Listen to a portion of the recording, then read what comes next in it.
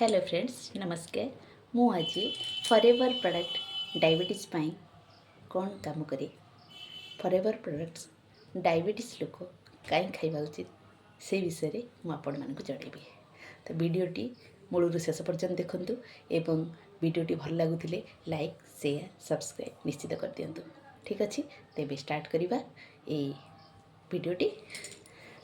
जानतु मु कौन कहबा चाहूँगी फॉरएवर प्रोडक्ट्स द्वारा डायबिटीज केमिति आमर कंट्रोल होउछि साइंस कौन कहूचे ये सबू विषय रे मु आपन को टोटाली क्लैरिटी करी। एलोवेरा होउछि फॉरएवर एलोवेरा आपण जानिचंती 99.7% प्योर एलोवेरा।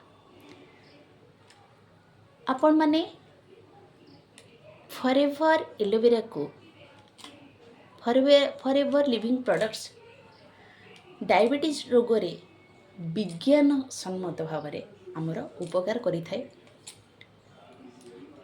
डाक्तर मैंने भी ये जिनस बुझीपारे साधारण लोक भी बुझीपारे समस्ते भी ये जिनसा बुझीपारे। मुझे जहाँ कहवाक चाहूँगी आपण मैंने शुणु aloe vera gel natural blood sugar केमिति बालांस करि थाए से विषय रे समस्ते जानी रखु। प्रथमे आसतु जानिबा फॉरएवर एलोवेरा जेल विषय रे। फॉरएवर एलोवेरा जेलटा कौन? फॉरएवर एलोवेरा जेल भितर अच्छी ग्लूकोमाइनिन क्रोमियम और विटामिन B6 C E जहाँकि शरीर रे हमर सुगर लेवल को बालांस करि थाए। साइंटिफिक रिसर्च अनुसार एलोवेरा पॉलीसैकेराइड्स ग्लूकोज अवशोषण को स्लो करे तेणु ब्लड सुगर तुरंत बढ़े ना।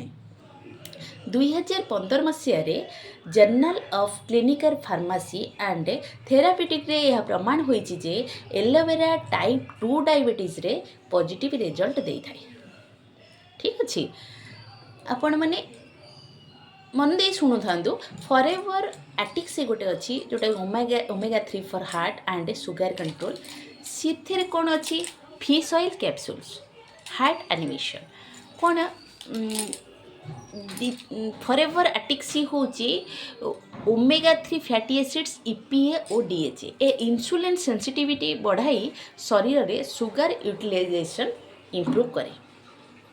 बुझीपार्छन तो साइंटिफिक स्टडी अनुसार ओमेगा 3 शरीर इन्फ्लामेशन को कमाई इंसुलिन हार्मोन को सठिक भाव में काम करिवारे सहायता करे।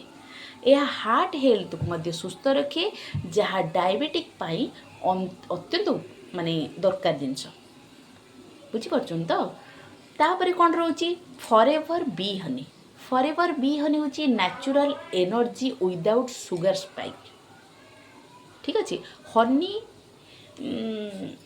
हनीटा आम शरीर पाई तो बहुत भल। फॉरएवर बी हनी यह होची प्योर एंजाइम रिच और केमिकल फ्री। ठीक अच्छे साधारण चीनी भली यह ब्लड सुगर स्पाइक करे नहीं कारण एथिरे थिबा नेचुरल फ्रुक्टोज धीरे अवशोषण करि थाए धीरे धीरे। से डायबिटिक लोक माने यह को मॉडरेट अमाउंट रे निश्चित भाव में व्यवहार करि परिबे। बुझीपार्छन तो तेणुकरी आमे हनी निहाती दबा नबा दरकार। तापर आउ गोटे जिन रोचे fields of grains detox pancreas detox करिबो मोर पैनक्रियाज को। बुझिपारे माने तादर ग्रीन बार्ले अच्छी व्हीट ग्रास अच्छी पाउडर अच्छी जोटा कि आराम से एटा नहीं पारे लोक। फॉरएवर फील्ड्स ऑफ ग्रीन्स रे थिबा बार्ले ग्रास व्हीट ग्रास और अल्फाल्फा शरीर रे थिबा विषाक्त तत्व को हटाई दिए और पैनक्रियाज को आपणकर सुस्थ रखे। यह इंसुलिन प्रोडक्शन को नेचुरली सपोर्ट करे। क्लोरोफिल और मिनरल्स रे थिबा एंजाइम्स शरीर रो मेटाबॉलिज्म को बढ़ाई ग्लूकोज लेवल को बालांस करि थाए।